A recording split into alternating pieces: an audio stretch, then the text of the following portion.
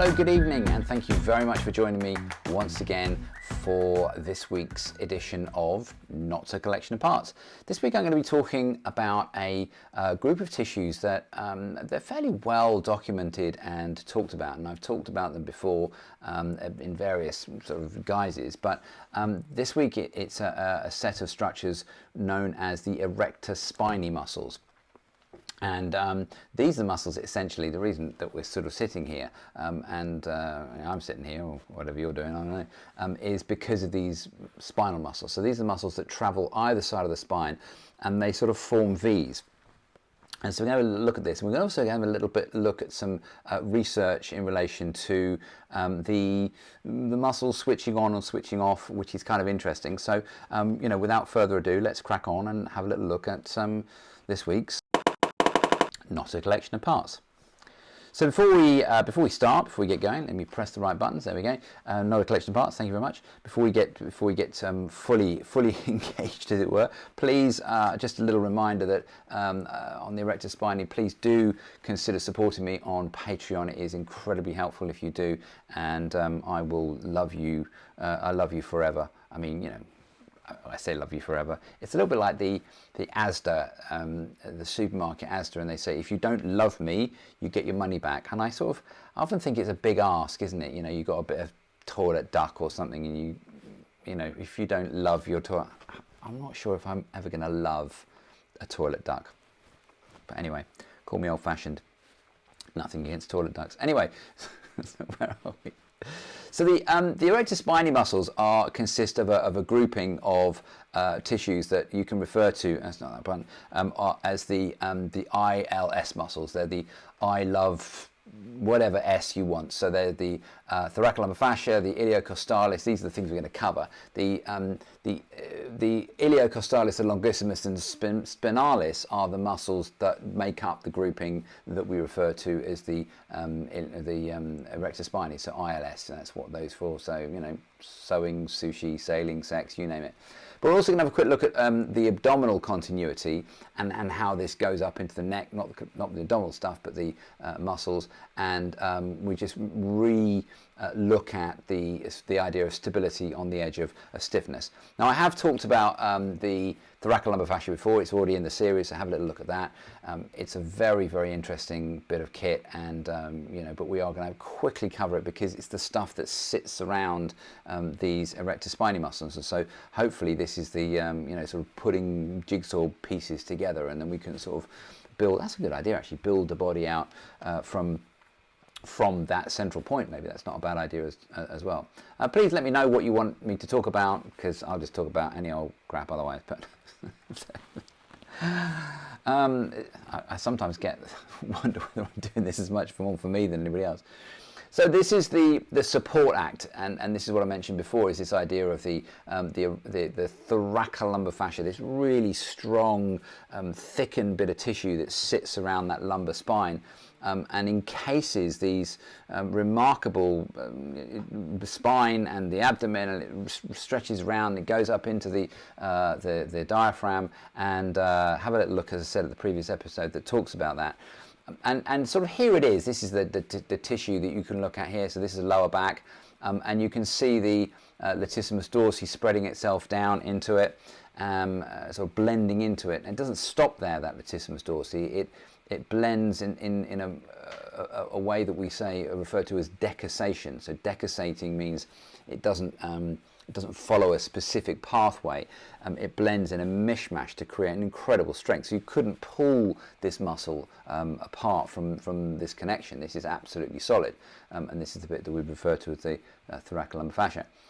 And then the casing of this tissue, this sort of surrounding tissue, carries on all the way up. And so underneath this tissue that you'd see here, sitting underneath, and go back to the previous slide here, sort of sitting underneath this bit here, is going to be, you can see it sort of poking through here, so trapezius up at the top.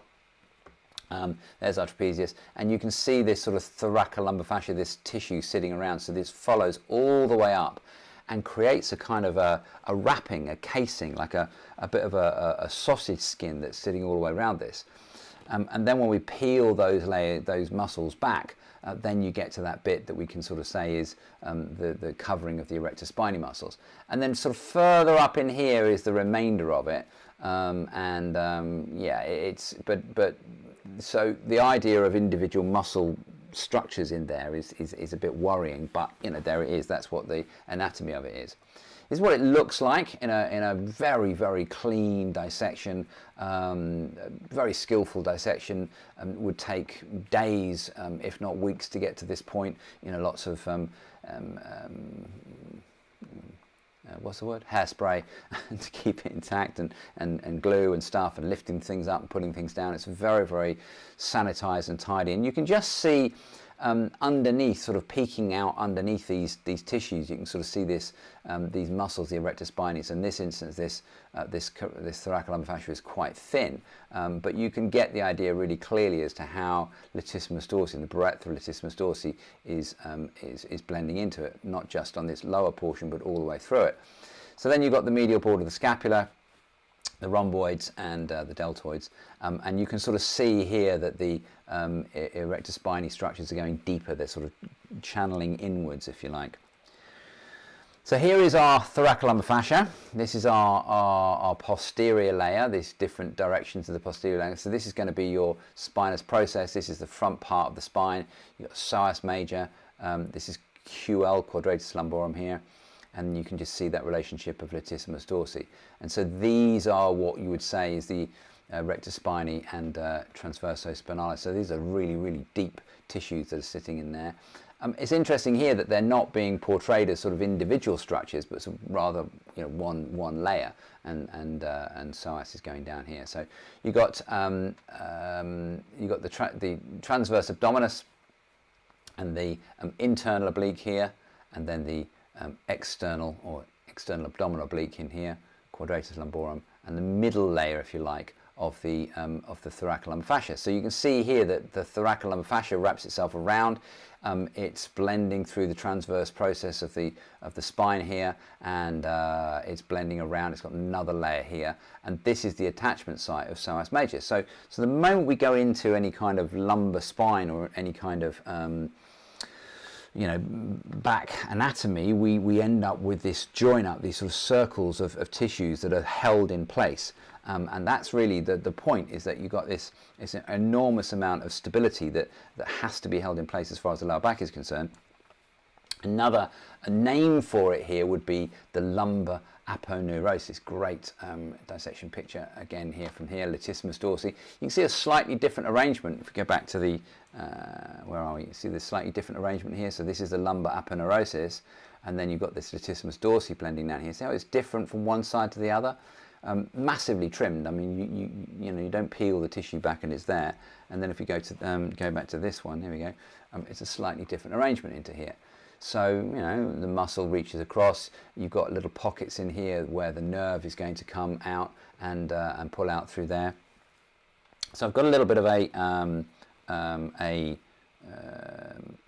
video to show you, and hopefully we'll be able to get the sound on here as well. Multi-layer of fascia, yeah, and it becomes blended into external oblique on the outside, blended in through the inside of the, well, it's going to become the posterior fascia of QL, and then stitched firmly against the spine with the erector spinae muscles inside it. What's the filling for my wrap? My quesadilla. And the filling for my wrap is erector spinae on its first layer. So it's latissimus dorsi. Could be a cameraman, eh? No, I would never. So there, see that pull? If I just pull this way from here, if I pull this way, that's up against the spine. Yeah, pull this way, that's up against the spine. Like the whole body moves, and I pull it. When I come around this way, and I pull it this way, external oblique, latissimus dorsi will come across it from here, and then it's attached to the spine and coming across this way. Erector spinae held in place. We've still got a layer because we've bisected it. Cool. Press that button, thank you. Flapped all the way up and blended into this, and I've cut that away. And from the upper portion, thoracolumbar fascia starts up in the top, very thin. If you think about it, that would make sense, because you want lots of flexibility and movement up in here, so you don't want a big thick band of connective tissue holding you in place. And as it comes down, as it starts to come down, we see the fibers of that blending through and across, and lots of crossing over.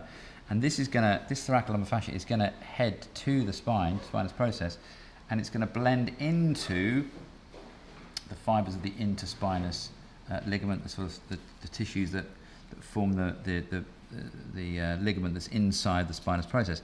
So I'm just going to run my scalpel down here and open this bag up a little bit and see what's inside it. And you can see that it's quite a strong bag.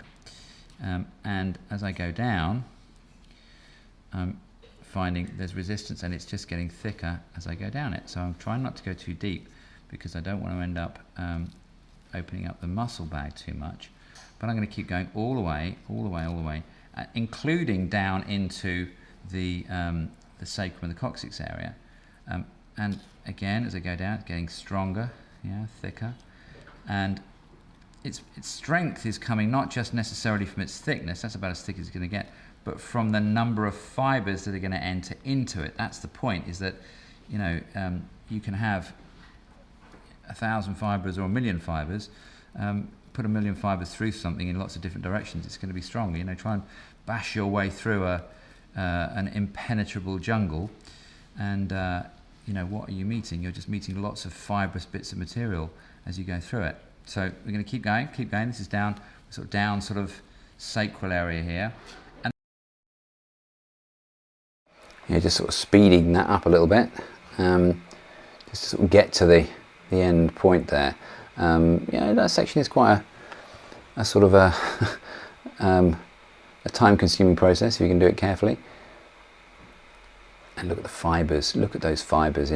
As I'm peeling that back, look at the density of the fibers. Glute stabilizing on the outside. These erector spinae muscles stabilizing down the inside and the center of the line of the back. And then we start to see the muscle here. So, so the idea of just erector spinae muscles being part of our sort of stopper group is probably not going to cut it for anymore. We have to rethink that. So here's our thoracolumbar fascia coming out, and we hit that, what we call that raphe again. So what's that raphe? That's that lining of external oblique. We got a bit of, and its inside edge there. We got transversalis. We got internal oblique coming up to join this really strong band, and then latissimus dorsi coming down to hit it as well. That's the point about this, is that although we've looked at that surface area of these tissues, is that you're also getting the fact that it's hard to explain, but latissimus dorsi is going not just over the surface, like you're saying in what is essentially a one-dimensional picture, but it's traveling underneath it and through it, and the muscles are coming back as well. It's very hard and confusing to be able to separate things out.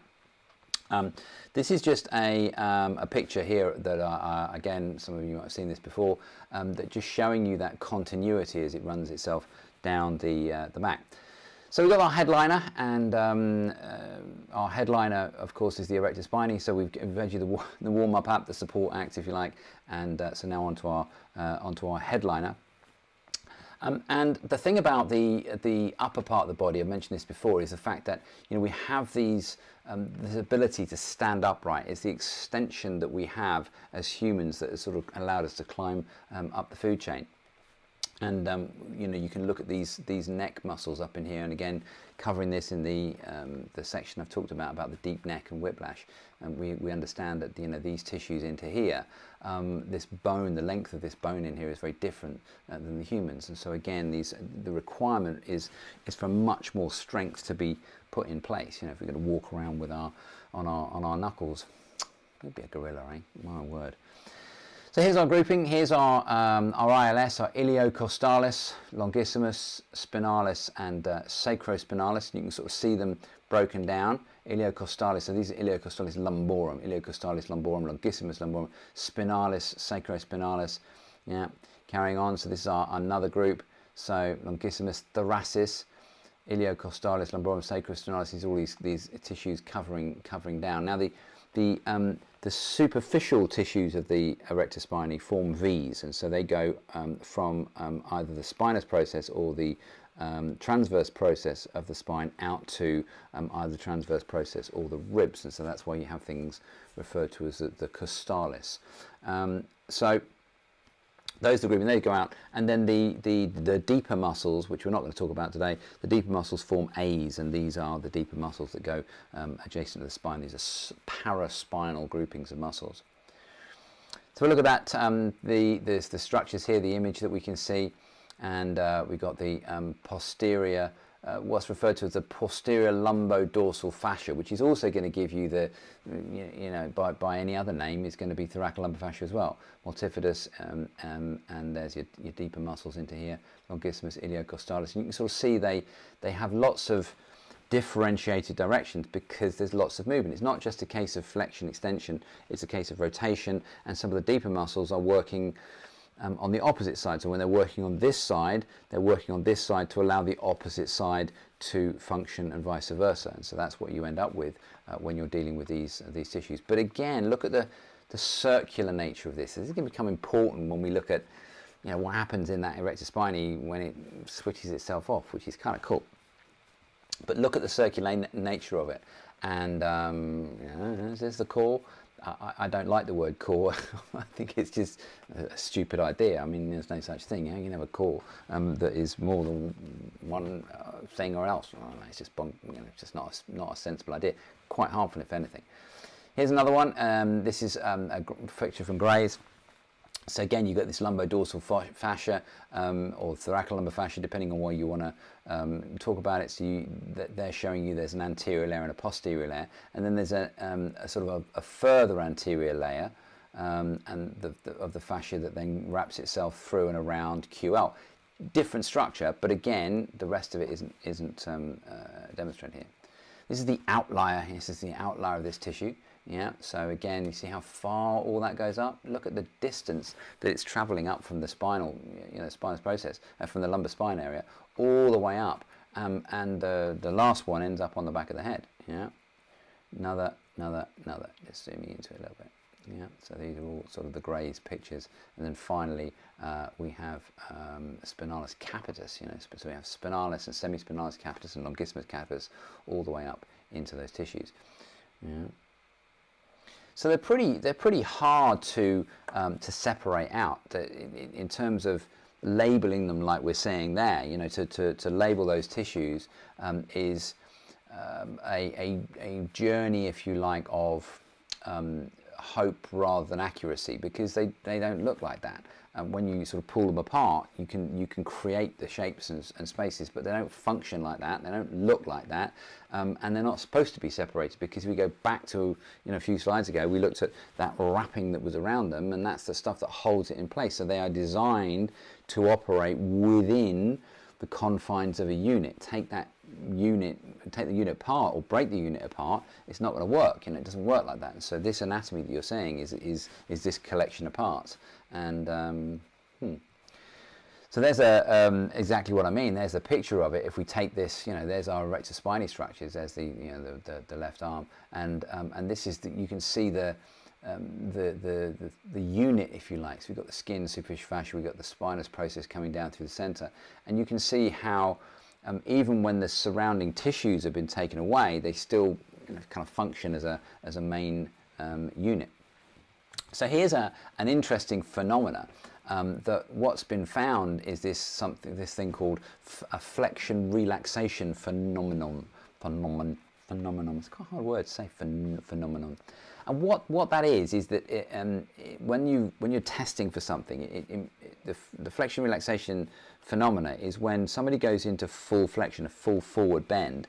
What happens is the electrical activity of the spinal muscles drops out. It just disappears. Yeah, and nobody's really sure why. We're not exactly sure what's going on here, but it happens all the way up. The erector spinae and the neck muscles can be tested slightly differently. So this is what I mean by, you know, the forward flexion aspect. So there we go. There's our flexion, the first phase, second phase, and full flexion phase.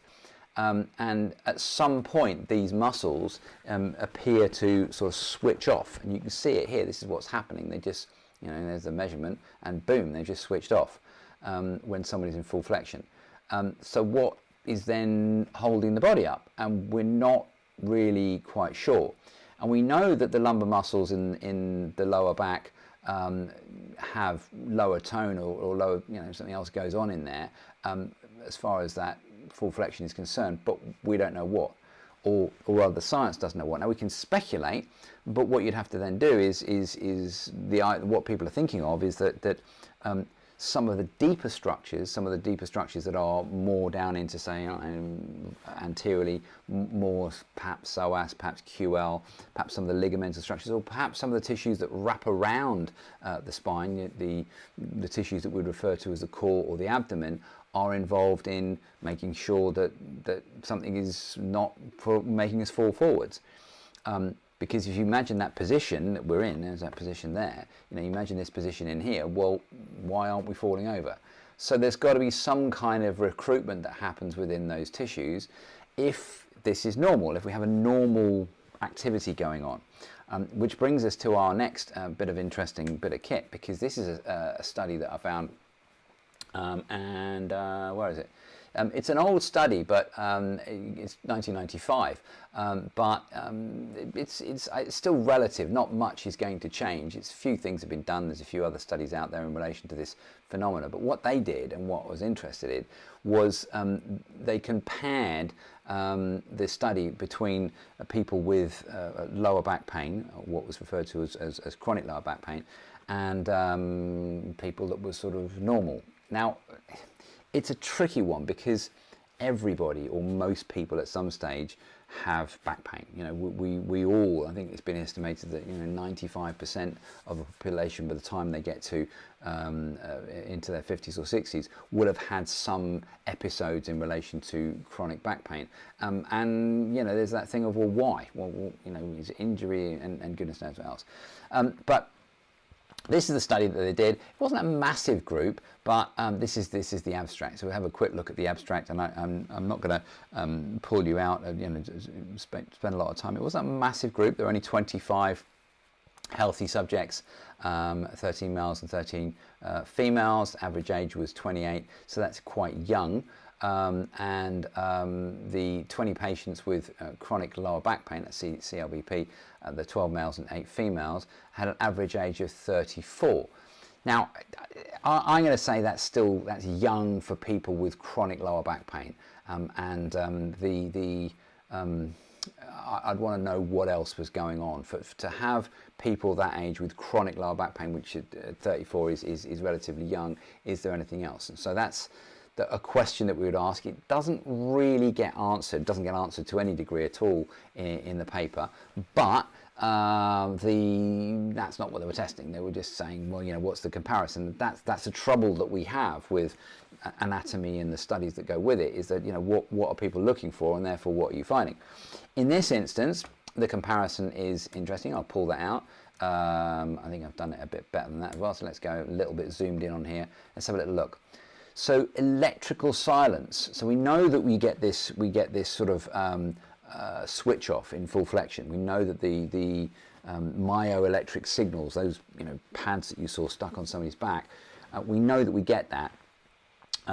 But at some point, what's going on. So this is the switch off of this muscle is normal. That's the normal thing that happens in full flexion.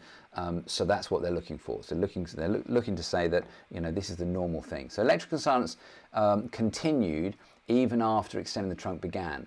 So no patients with chronic lower back pain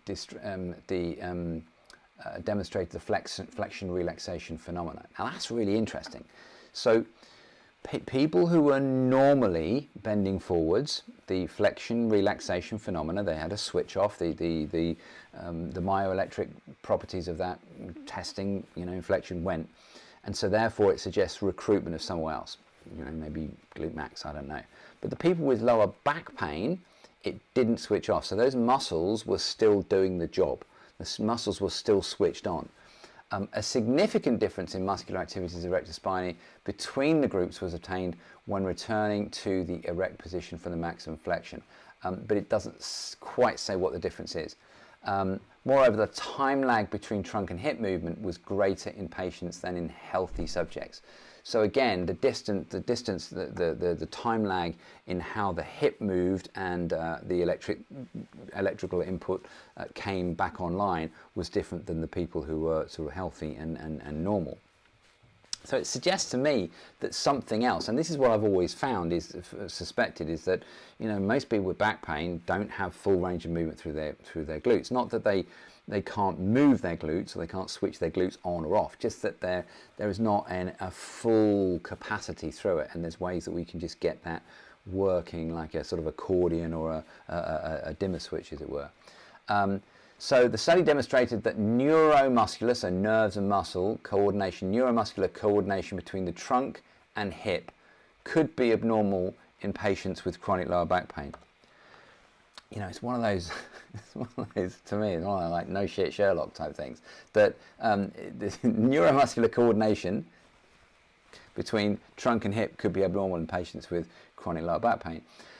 You've got to test it and make the statement in order to be able to, even though it sounds like a case of like stating the bleeding obvious, this shows that there is an issue there, and that's what this is all about.